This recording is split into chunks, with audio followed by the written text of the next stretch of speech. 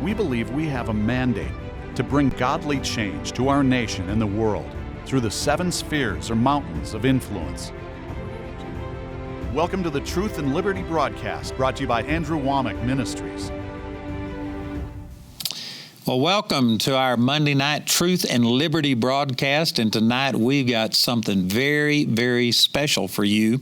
We've got retired General Jerry Boykin with us, and we're holding a meeting here for our ministerial association, and he's with us. So we're taping this one. This one's going to be a little bit different than our usual live cast because this is taped, but we just wanted to take advantage of having Jerry with us. And Thank you. He's been ministering today already, and he'll be ministering again tonight, and I tell you, it's been powerful. So thank you, brother. I've enjoyed it. You could be doing all kinds of things. Thank you for being here with us. I'd rather be here than anywhere I can think of right now. Well, that's awesome. This has been a blessing for me to be here with all of your pastors network, and the Holy Spirit has certainly preceded my appearance here. So. Well, we'll give a better introduction here in just a minute, but I'm going to turn it over to Richard Harris. He's with us. He's our chief counsel here for Truth and Liberty, and we've got some things coming up and just some things he's going to tell you about how you can be a part of this. Well, happy Memorial Day to everybody, first of all. You can participate in the Truth and Liberty live cast by registering on our website. Tonight, since this is pre-recorded, you can't submit live questions, but if you want to go ahead and submit your questions, we'll gather those up and do our best to respond after the live cast, so please feel free to do that. In addition, if you need prayer, you can call our prayer number at 719-635-1111. And I want to tell you about a few events we have coming up. We have the Kingdom Business Summit on June 13th and 14th here in Woodland Park at the Charis Bible College. And then the Summer Family Bible Conference, which is that first week in July. I don't have those exact dates in front of me, but that's always a fantastic event for the family. Lots of fun, some great speakers on that. So check out our website and get more information for that.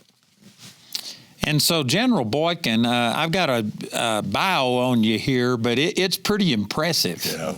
It's awesome. I tell you, he was one of the original Delta Force members.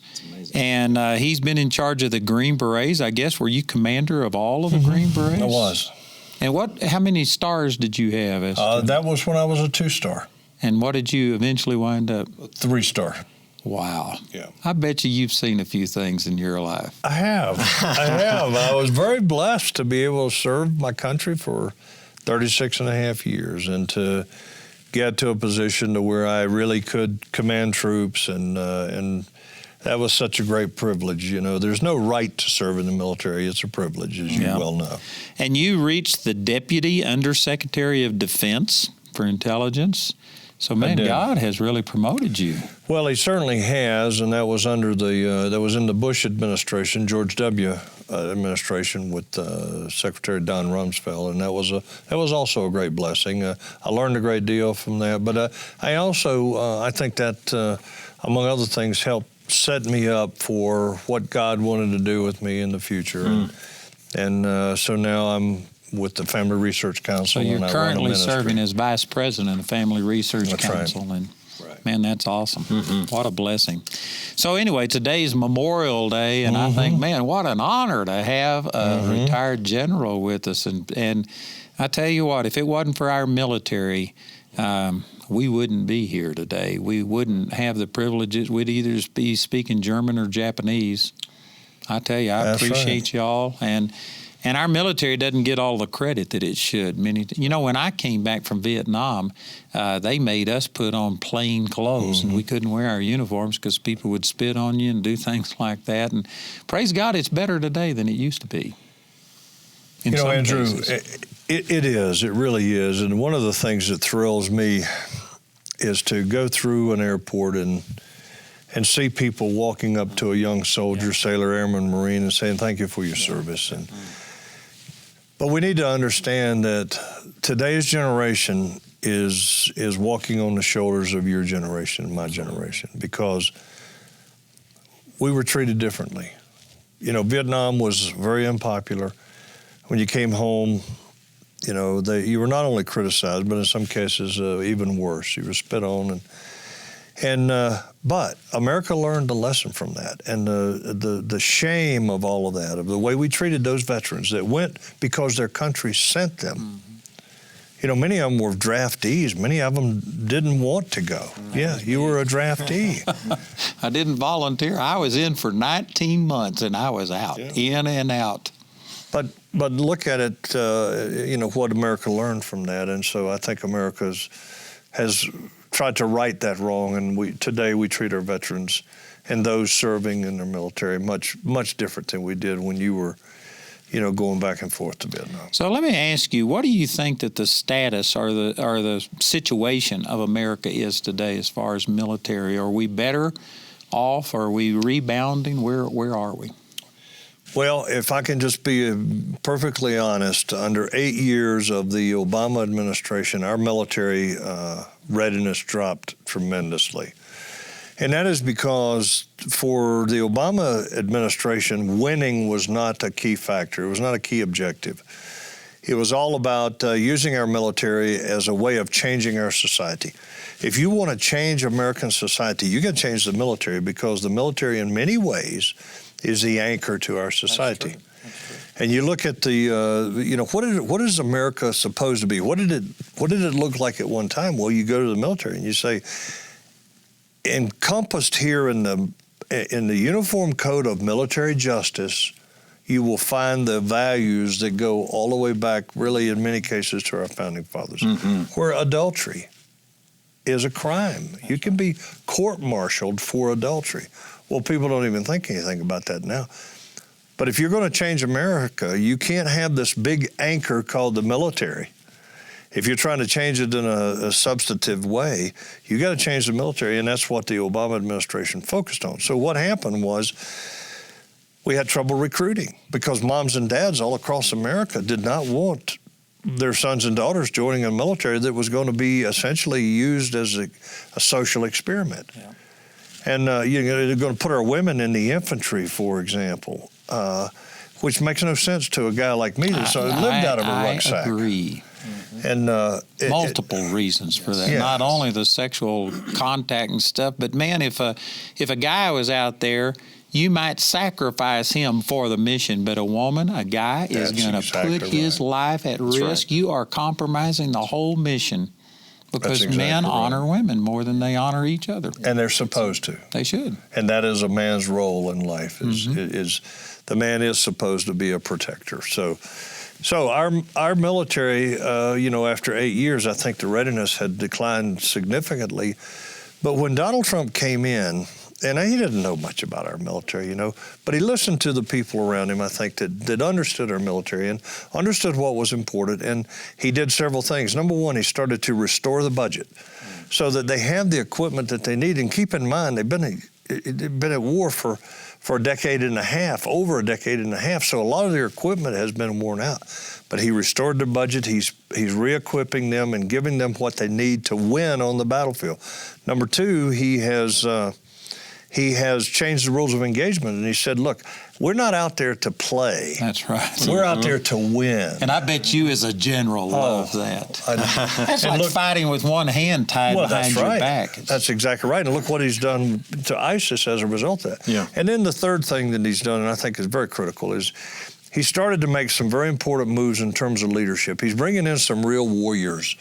He's restoring the warrior ethos in our military by bringing in leaders that have, warrior records, combat records, leadership under fire. And so I think that he's doing a great deal to restore our military, and I think we're on a good path. There's still a long ways to go, but I think we're on a good path. It seemed like under the Obama administration that he politicized the military. And kind of like we're seeing that he politicized the Justice Department, too. And do you feel like Trump is reversing a lot of that?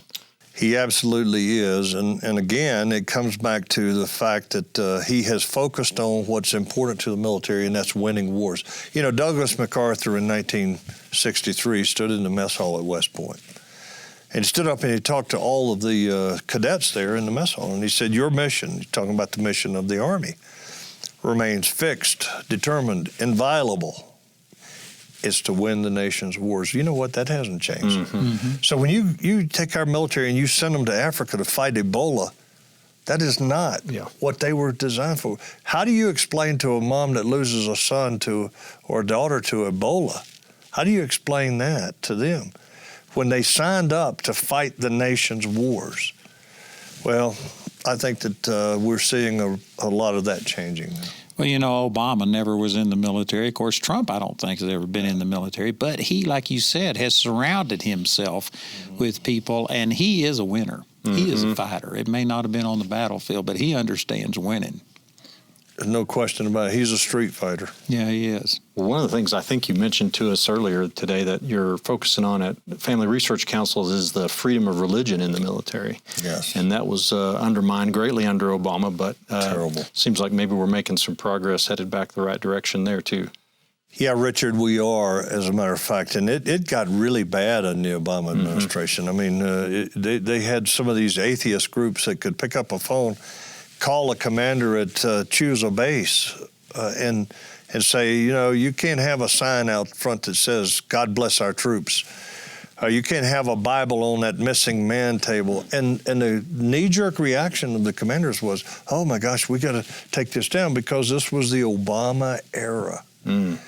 And now, today, under the Trump administration, you are seeing a total reversal of that. Well, we're fighting that hard to make sure that those individual religious freedoms of the men and women of our military are protected, and Trump is our best ally on that. Well, you know, we have the Air Force Academy here in Colorado Springs, and I think it was just maybe 3 years ago or something that they had a cadet that just had a scripture written, I think, on the inside of their locker or on their desk or something. It was on a dry erase board up on the wall outside his room. Yeah, so you're aware of that. And anyway, the ACLU, I think, and others came out against that, and I don't know, do you remember the end result of that? They eventually exonerated him, yes.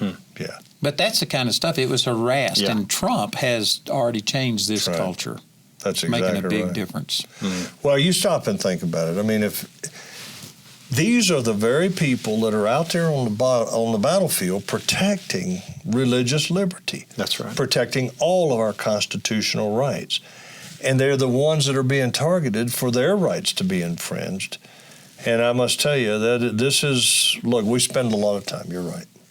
We spend a lot of time working to stop this, and I must tell you we're seeing success now. And what's the message of that? Christians, get involved. Amen. Get involved and trust the Lord. Get involved. You won't win every battle, but you're going to win the war. So get involved. Amen. And so right now, you're the vice president of the Family Research Council. Could you tell the people who may not be familiar with it exactly what's the purpose of the Family Research Council? Well, and we were created about 35 years ago by Dr. Jim Dobson, one of Colorado's finest. And he wanted a Washington presence for Focus on the Family. So he created this organization, established it in Washington to be able to lobby Congress for public policy that was faith, family, and freedom friendly. 4 F's, I guess. But over time, military, does it? No, it doesn't. But in time, he realized that this thing had taken on a life of its own. So we now are registered lobbyists. We have pastors' networks. We work with the different members of Congress trying to get legislation and public policy that is supportive of Christian values. We're an overtly Christian organization. Plus, we have a 501c4, which is political action, and we do endorse candidates and put money into their candidacy. We want to make a difference, and so we are set up to be able to make a difference, through the churches, through Christians, and also through political action. Encouraging people to run for office, and to go down and run for the local school board, probably the most important elected office in America. Most people don't think that way. No. I do. People get overwhelmed when they see what's happening with our nation and think, what difference does it make? My little thing. But like you're saying, the school boards, city councils and stuff, that's where we begin to win the war. That's right. That's exactly right. And look, Tony Perkins is our president, and Tony was in the state legislature in Louisiana, and he offered up the first, one of the first family advocacy bills in America, and he would tell you that he is convinced that the majority of the legislation that really matters is at the state and local level. Because, for example, these SOGI bills, these sexual orientation and gender identity, it says a man can go in a woman's bathroom if he feels like a woman today. Those start at the local level. That's the city council that passes that. Then that's the state legislature. Those are not national level things. And so these people need to get into the city council. They need to get on the school board. They need to run for the state legislature. They need to do the county commission or whatever it happens to be. They need to get involved. Well, I was kind of laughing, not because at you, but I was, when you mentioned that about the men going into the women's restroom, I was just thinking of the story you were telling us about how they dismissed you from a college because of what you said. You might tell that story. Well, I have a weird sense of humor sometimes, and some people don't think it's funny, but I'm very distressed over the idea that my granddaughters and my daughters, I have 2 daughters and 3 granddaughters, that a man can walk in their bathroom because he claims that he feels like a woman today. So I was speaking to a group down in Orlando, and I said, listen, where are you guys in standing up against this kind of evil, where you going to let men go in your women's bathrooms? And I said, first man that goes in the bathroom with my daughter is not going to have to worry about surgery. And, of course, that was not funny to the people. I think that's hilarious. It got you fired from the faculty. It did. It got me fired from the faculty, but in the end, it turned out to be a blessing because I was reaching a point where I was just saturated. So I needed to get something off my plate. And after 10 years of a wonderful school and teaching some really great Americans, all men, I have stepped out and, I've left involuntarily, you might say, but I can look back on that and say that was a really good experience. No, that's great. So now you're able to speak without any restraints. I have whatsoever. no restrictions now. No. And you were also telling us about that you had, is LGBTQ, it was homosexual or something, came into the Family Research Council and shot. Yeah. And tell us about that and what's happening with the Southern Poverty Law Center. I think this will encourage people to hear some of the good things that are coming out. Well, in 2012, I had only been at the Family Research Council for about 2 weeks. And I heard shots in the lobby, and I ran into the lobby, and our building manager was standing there with a big bullet hole in his arm, and he was down with his knee on the neck of a guy that was laying there with a pistol laying in front of him. And the guy's name was Floyd Lee Corkins. Corkins told the judge that he came in there to kill as many of us as possible. He wound up only shooting one person, and that was Leo Johnson, the building manager. But he said, the judge said, well, why? He said, because they're a hate group. They hate homosexuals.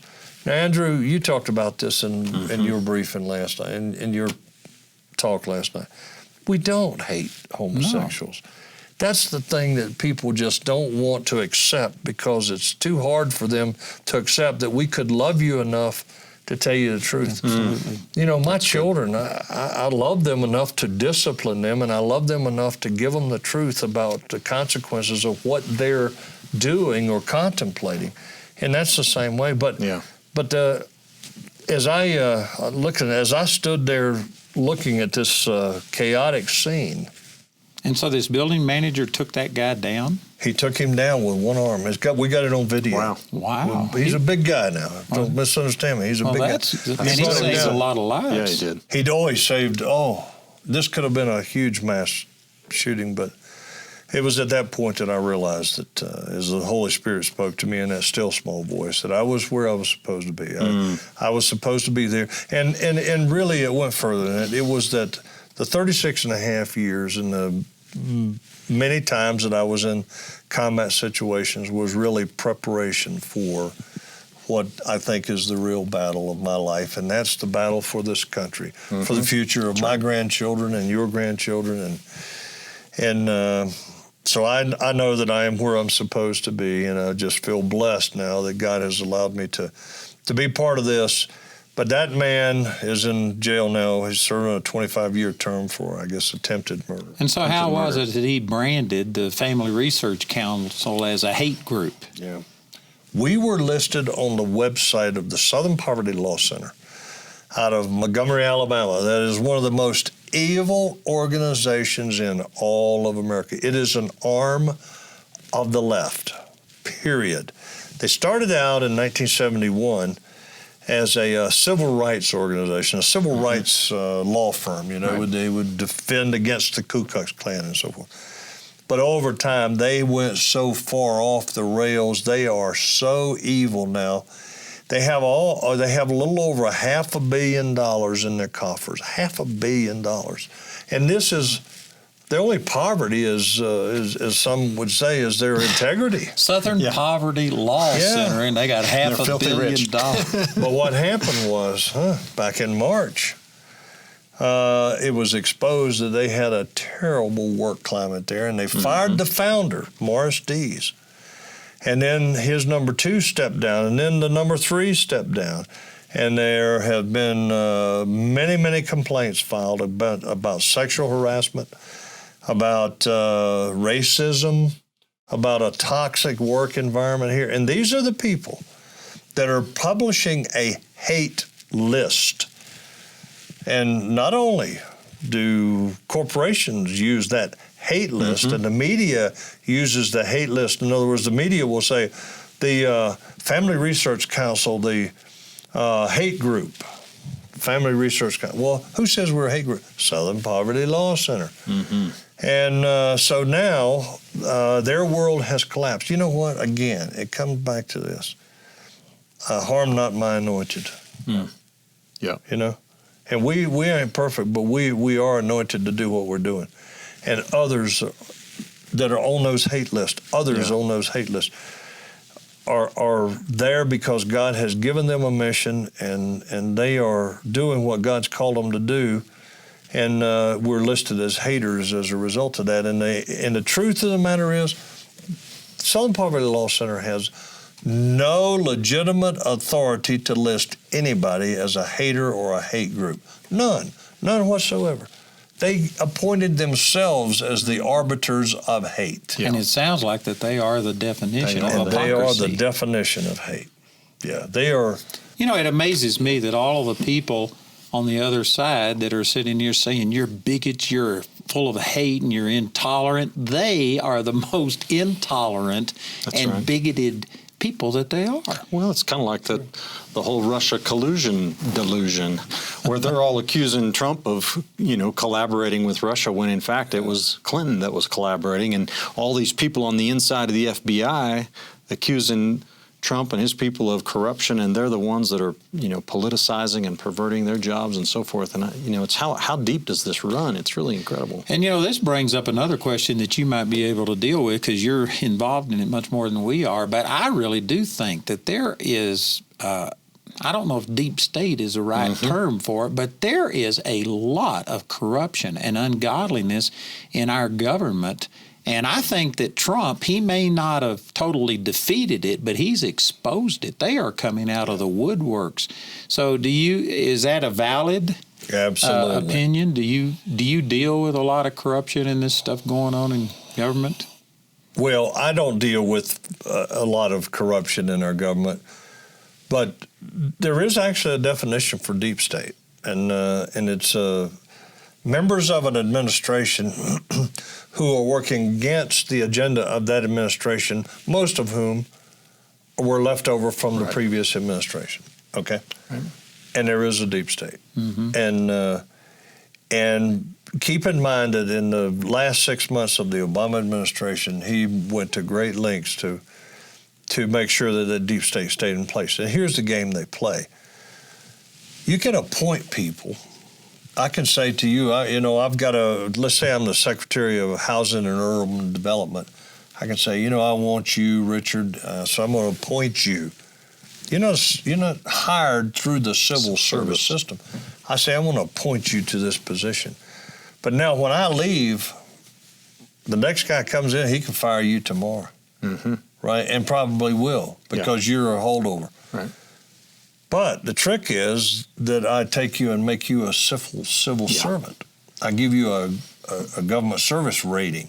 You're now an official civil service employee, and you are protected by the Civil Service Act. I think he had people that actually took demotions before he led office, right? So absolutely. They could stay so in they could the deep stay state. in there. Oh, That's right. exactly I didn't know right. that. Yeah. You know, I spoke at the Capitol, and I had a couple of congressmen that we did a Bible study thing. And anyway, most of them were the I don't know what you call them, but the staffers of these congressmen. And I went out to eat with them, and they were telling me that actually when a bill comes through, that most congressmen do not read the bills. They have their staffers read it, and the staffers giving them input on it and basically determine whether to vote for or against this. That's right. So the point is that some people think, well, I can't run for the Senate, I can't do this. But, you know, you could get involved and you could become a staffer. Or we actually have a program now where we are hoping to send some of our practical government people to be staffers for some of these Congress people. And there's a lot of things we can do. And people just get overwhelmed thinking I've got to be a senator or a representative. They can make a huge difference. Look, what they told you is absolutely correct, because if you really want to know what's going on, don't talk to the member, talk to the staff. Yeah. And they're very well informed on what's going on, you know, on these bills and all that stuff. And so I agree with that. And look, you ought to have an intern program, if nothing else, that where you get people out of the college year, and you get them up there to do an internship, and they will learn a tremendous amount, but they'll also be in a position to decide, you know, later whether they want to run for office, whether they want to put themselves in that situation. We've had some of our officials that come through here that have offered possibly to get our people into internship positions. And of course, Richard, for those of you that don't know, he's the director. Is that the official title, or coordinator? Mark Coward is the director. David and Tim Barton are the ones who put the whole curriculum together and oversee it. But Mark Coward is the director. You are the coordinator. He's the one that does all the work, is what that means.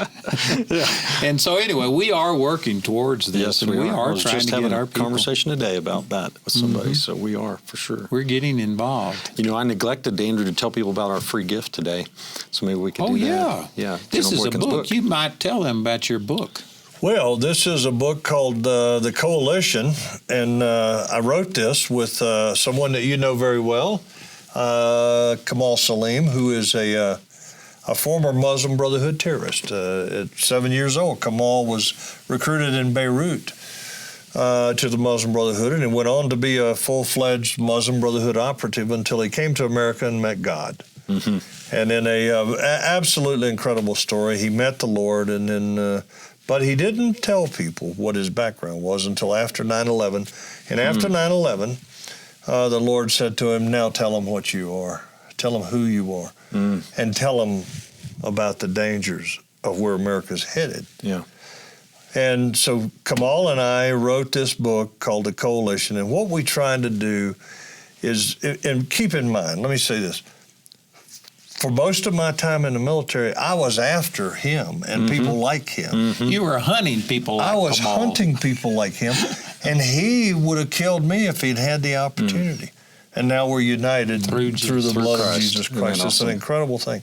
But we wrote this, and we did it in such a way that what we tried to do here is present enough fact that this really lets people have a better idea of what's happening in the world with regards to our war against jihad, against Islamic terrorism and that type of thing, but at the same time to make it entertaining enough that people would enjoy reading it, and I think we accomplished that. And the truth of the matter is, Kamal is, I think, one of the finest people on this issue of jihad that I've ever spoken to. Yeah, I just had him. I helped sponsor him to go over to our French people there and to England, and I think I'm not sure if he was in Germany, but I'm sure in England. And so we sent him across our European things, and man, it was good.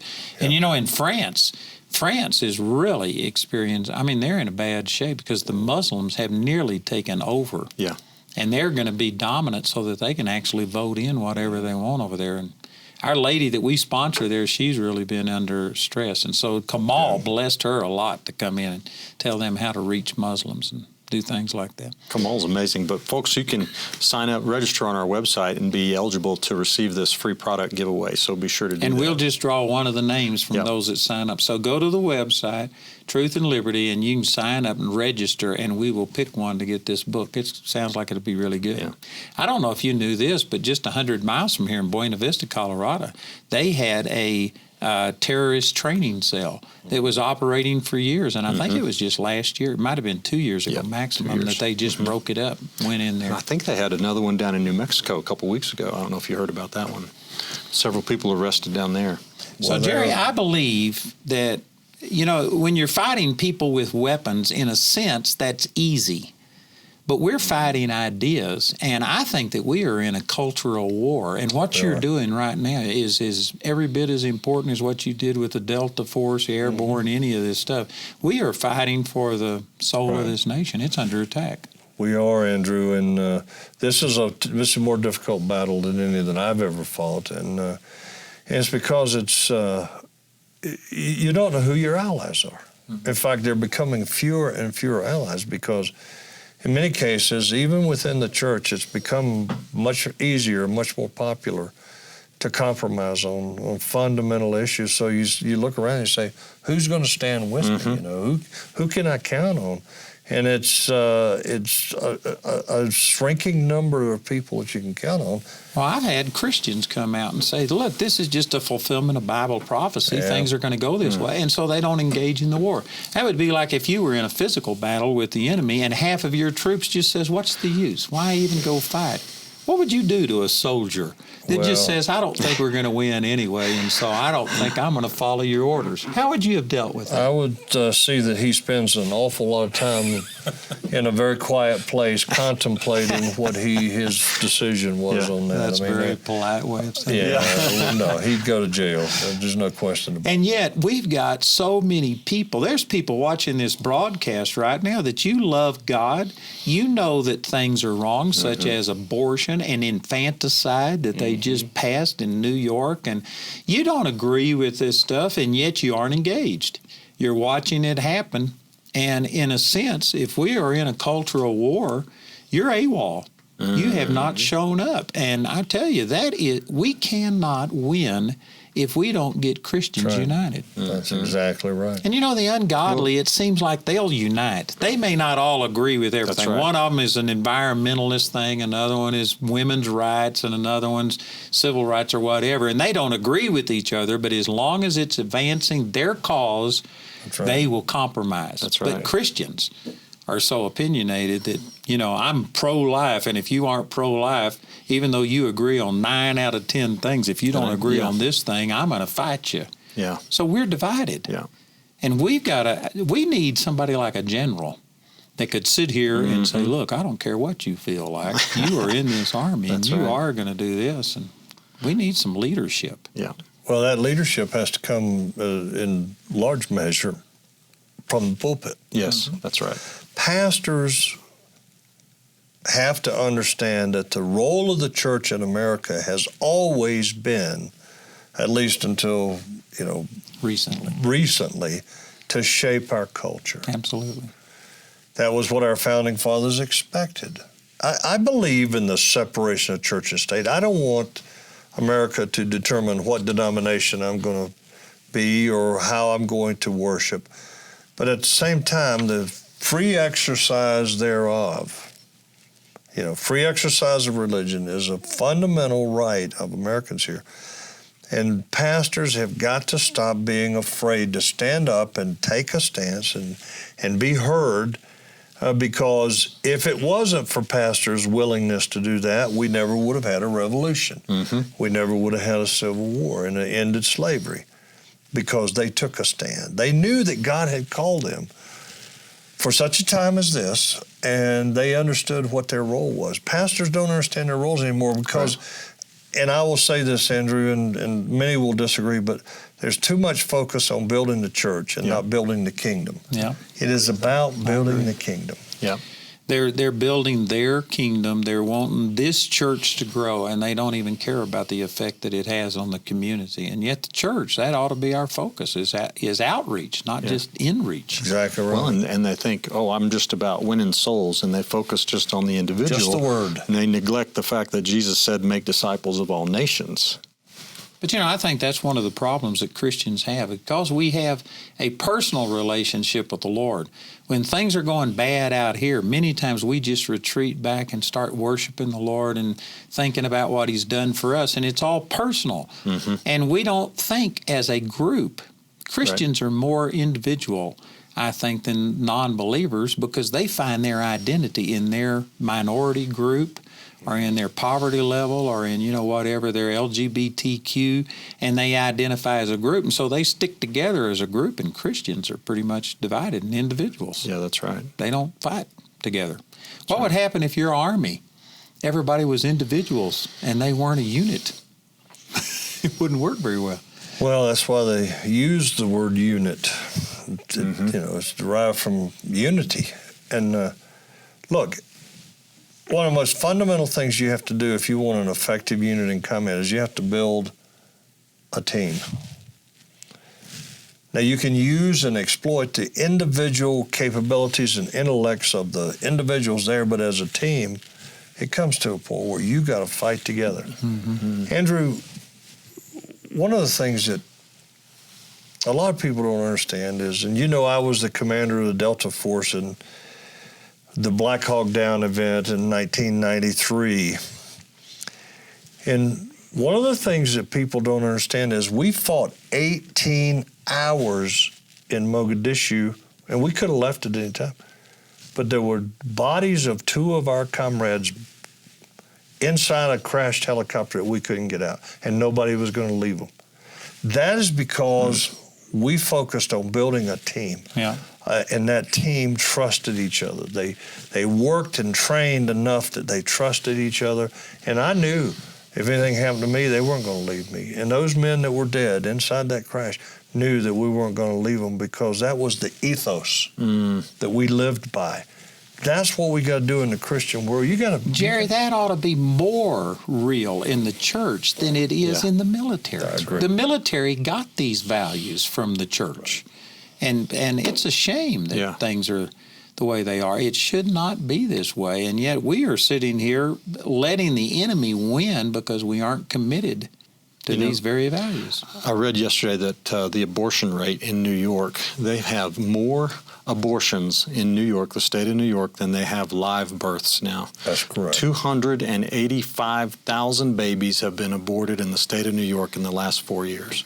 And if that can't get you motivated to take action, then I don't know what will. A few years back, I had Kenneth Copeland call me out at one of his meetings, and he separated me to the ministry of a prophet. And I knew that God had called me to that. But anyway, I didn't say anything, and this was the official. But after that was done, I was thinking, what's the difference between being the teacher that I've been functioning in for 40-something years and being a prophet? And I had a dream, and the Lord used the military to show me the difference. And He said that an evangelist is like a recruiter that gets people into the military. A teacher is like a drill sergeant that teaches you all of these things.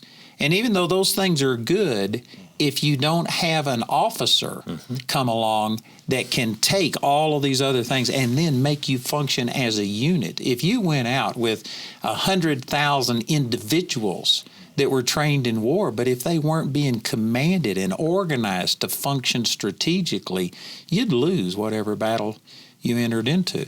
And I really think that this is where the leadership in the body of Christ is coming in, and we have not marshaled our forces to function as a unit. They're still, we're in the churches, we're teaching people about their personal relationship with the Lord and how God loves you, and all that's important, but we haven't been mobilized to function as a unit. We need some generals in the body of Christ, and we don't seem to have them. Or not as many as we should. I think we've got a couple sitting right here.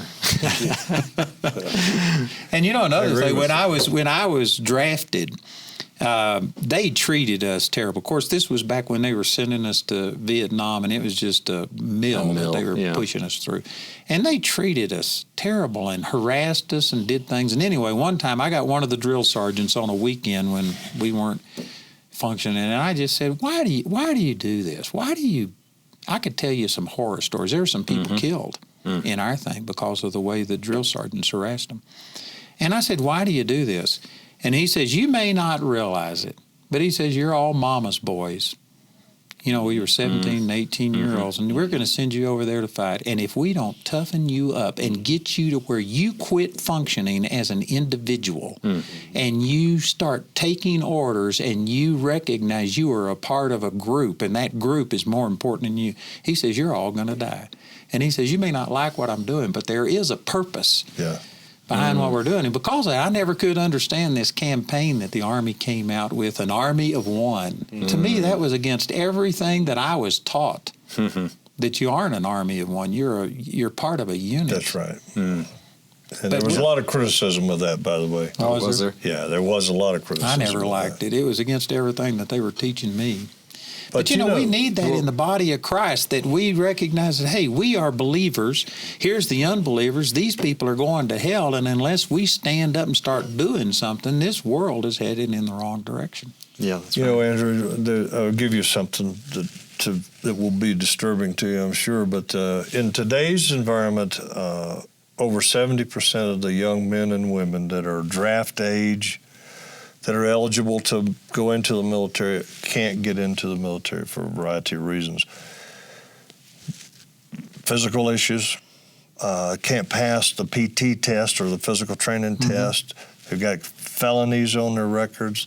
They've got a history of drug abuse. They haven't graduated from high school. Now, you'd think it was rough then, toughening you up. Can you imagine toughening today's generation up with the snowflakes, as they call them? That think that it's all about them and that the world owes them something. That when Trump won, they had to open up special rooms for people could go in and color because they were dogs. Play with coloring books because they were so emotionally upset. I just want to tell them, pull your thumb out of your mouth and grow up. Yeah. I totally agree with you. But. And I'm sure you saw the movie, you know, Saving Private Ryan. Yeah. And my niece, when that came out, she was in high school. She went and saw it. And when she walked out of there, she says, I don't know one single boy in my high school that would do what those men did. I mean, we have raised a bunch of wimps. Well, God loves them, but they're wimps. We got to toughen people up. That's the reason I love you, brother. I get inspired around you. Just, I love it. Man, we need that. It's awesome. Well, Family Research Council is doing a lot to change this, isn't it? I know you guys have pastoral outreach and, you know, the P50 pastors and Watchmen on the Wall and all that. Would you like to share that information with folks? Yes, as a matter of fact, what we have been doing for ever since Tony Perkins became our president, which is, I think, about 15 years now, is he immediately started a pastors network. And the idea behind it is to recruit pastors that we asked to do three things: preach the whole gospel, the whole word of God, including on the social issues. Pray for America, and partner with at least one other pastor. Now, how do we feed them information to help them to deal, as you were explaining yesterday, about how you have dealt with some of the legislation that is being proposed and that they're trying to pass in the state of Colorado, where you show up at the state legislature with hundreds of people there to say, we're not going to stand for this. Well, what we try to do is equip them to understand how to deal with it and what the issues are and what the outcome could be, the consequences and so forth, and then to mobilize their people to do just what you do, just what you were explaining last night, to do exactly that through the pastors' networks, because pastors have an audience that if they'll mobilize them, they can make a difference. Now, I know that the Freedom Research Council is nationwide. Is this on a national basis, or do you do it on a local basis, too? We do both. In fact, we've worked here with some of the folks here in Colorado. Have you seen successes? Yes. You don't win every battle. But God never promised us we'd win every battle. But yes, we're seeing success, and I got to tell you, again, in the Trump administration, we're seeing more and more successes. And one of the things that I want to share with those of you watching, and I've really become convicted about this over the last year or two that I've been getting more and more involved, is that people get overwhelmed with the big picture and what can I do? But it's on the local level that you can have a huge impact. Like my wife, I was out ministering and I wasn't able to be there, but at the last caucus in 2016 for the presidential thing, they had to have 6 people, I think. Just her precinct. And there was only 5 there. And so she took control of the whole thing, and therefore, when we went to the state convention, I mean, it was really dominant. To go on a school board, you can usually win with 100 votes, and I guarantee you most churches could turn the school board. And I just learned this when we were up in the Capitol, but Colorado and many states are local control is what they call it. And so it doesn't matter what they pass in the state capitol about sex education or anything. The local control, the school board dictates what's in there. And so those of you watching, you may think, well, what can I do? For 100 votes, you can go to your church, and if you could get 100 people and friends together and vote, you could get on the school board. You could start getting into the city councils, and you could change the local thing. And I tell you, once you get that and that momentum behind you, it just ripples right on down to the state and then the federal level. Well, something else, too. We've got General Boykin here with Family Research Council, and Pastor Mark Cowart was on Truth and Liberty a few weeks ago, and he was talking about culture impact teams, and that's a program that's sponsored by FRC, and we've got a link on our website where you can go and you can find out more about that and how you can set that up in your own church. But those are powerful. You become the mouthpiece. I wasn't aware that was from... Yeah, that originates with them, and I am becoming aware of the impact that's making. They say that, man, they've been having 50 to 100 or more people come to these things, and I mean, these people are fired up and getting involved. Well, the pastor doesn't have to do it all. He can just find somebody to start one of those groups. And that group stays in touch with what's going on in the community and the state and keep the congregation informed, recruit people to fill posts, run for office, whatever the case may be. But there you could have a little outfit or unit, if you would, right there in your own church.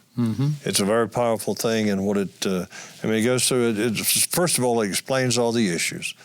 Secondly, it shows you how to mobilize people. It shows you how to register them to vote, for example, how to get out the vote when election time comes.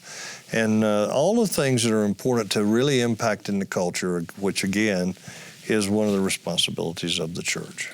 Well, there's a lot of things that I'm learning that I didn't know before, but we just had a sex ed bill that's going through. It's not completely through yet. But anyway, I've learned that you can sit there and get this thing, a referendum against it, and it doesn't matter what the legislatures pass. If you were to get the Christians to stand up, you can get these things back on the ballot, and they're running things through. Like in Colorado, we voted, you would probably know this better, but we voted with the oil and gas industry to take the restrictions off of them so that they could function. And it's billions of dollars worth of tax revenue, hundreds, thousands of jobs. And the people voted like 70% or something in favor of this. Well, we had all Democrats take over the governor and the House and the Senate in Colorado.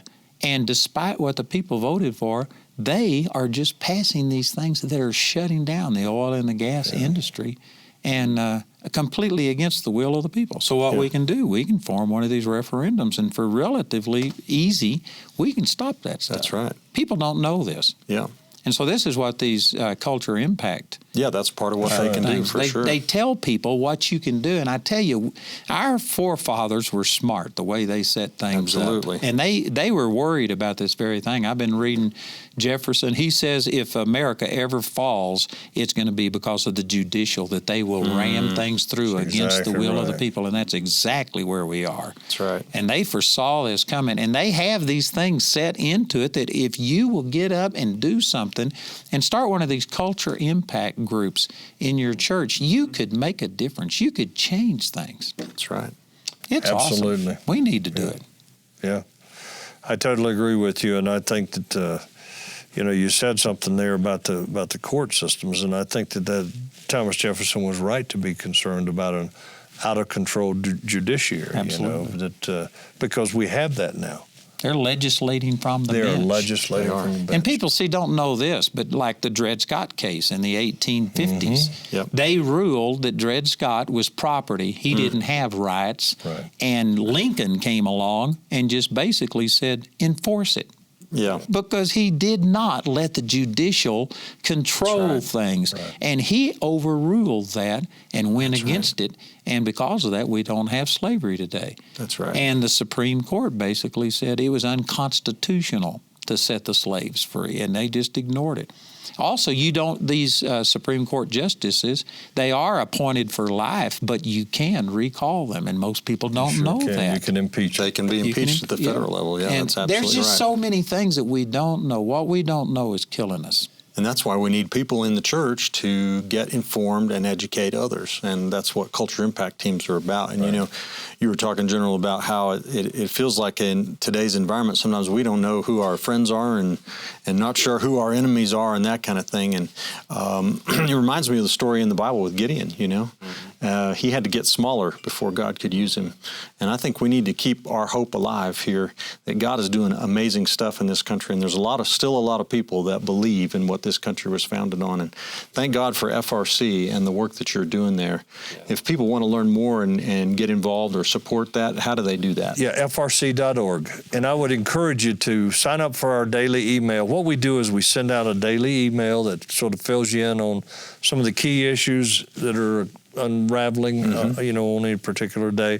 And then we send out alerts when something crops up that was unexpected, and then we have a variety of other things that you can go to. One of the things you can go to is part of our website is called A Clear and Present Danger, which really tells you what's happening in America in terms of the suppression and attack on religious liberty.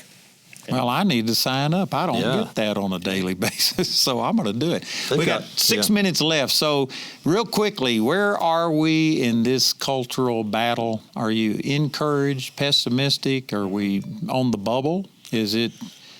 Where are we? Well, I think the election of Donald Trump has opened the gates of hell against us, and that is because the enemy knows that his time is short. But you've got a guy that is not fazed by how ferocious or how vicious the attack on him personally is. He knows what he wants, and he's headed there, and he's fulfilling his campaign promises. That said, I think we're seeing victory after victory. We're not winning every battle, but we're seeing victory after victory. And now, when you look at what's different today than when he came in, just look at, for example, the executive order that he published that protects religious liberty in all of the executive branch. Look at where the U.S. Embassy in Jerusalem sits today. Look at the Golan Heights and the fact that it is now recognized by America as a sovereign Israeli territory. Look at the Supreme Court today as opposed to when Mr. Trump took office.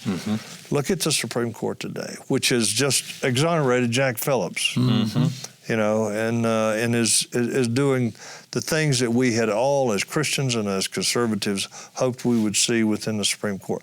I am encouraged. We can't back up. But look at, for example, what's happening with the Southern Poverty Law Center. These strongholds that this enemy has built over time are being torn down. And to me, this is just wonderful news. We've got to stay vigilant. We've got to stay in the battle. We've got to keep stepping into battle every day. But I am encouraged that God has given us a reprieve. He's given us a president that's going to protect religious liberty. Is going to stand with us, not because he understands it, not because he speaks our language as evangelical Christians, but because God appointed him for such a time as this. And also, I believe that, people could be watching this and say, well, I can name this. Look what they did with the abortion issue in New York, and look at this and look at this. But I actually think that those things are an indication that the liberals are panicked. They can see that they are losing ground, and so their counterattack, in a sense, is an indication that we have them under pressure, and they are fighting back out of desperation. So I think you can even look at all that stuff as a positive sign that good things are happening. I think they're melting down, to be honest with you. And I really believe that they desire to transform themselves into an angel of light. They use this terminology about comprehensive sex education when all it is comprehensive LGBT indoctrination. So they're always using these terminologies, and they desire to present themselves as they're the compassionate ones, and they've been exposed. They just are not. I mean, they are vicious and wanting to kill children that are born, and they've been stripped. Yeah, just like Southern Poverty Law Center dissolving from the highest levels on down, and you see the hypocrisy in there, and you know how the Mueller investigation has turned out is also going to be really interesting to see. I mean, I think a lot of those folks who were attacking Trump are looking pretty foolish right now.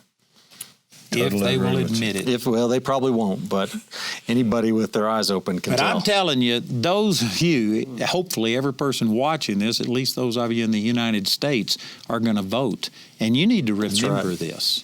You need to remember that the Democrats have been doing nothing but just delaying and obstructing. Can you give the exact number of appointees that Trump has made that haven't even been confirmed yet? The number we heard was 165. And I mean, they have drug it out for 2 years, and the hope is that they overturn Trump in the next election, and then they will just completely get rid of all of these conservative judicial appointees and get in a liberal.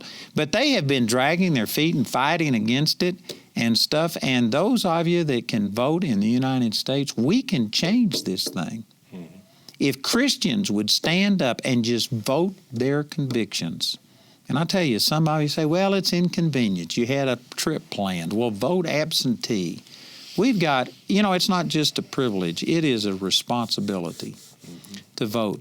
And man, General Boykin knows this better than most, but people have fought and given their lives, and I mean the last ounce of sacrifice, and the least you can do is get out and vote, and not only do that, but influence somebody else.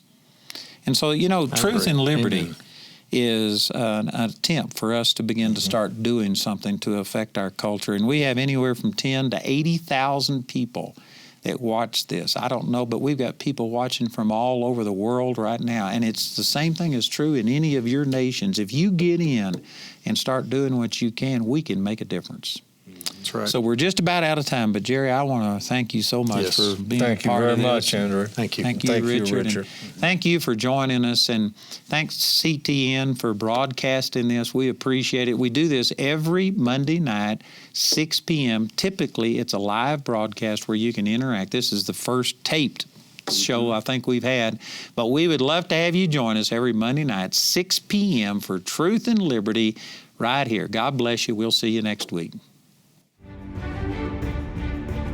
Join us next time for the Truth and Liberty broadcast. Find tonight's episode and related articles and links at truthandliberty.net.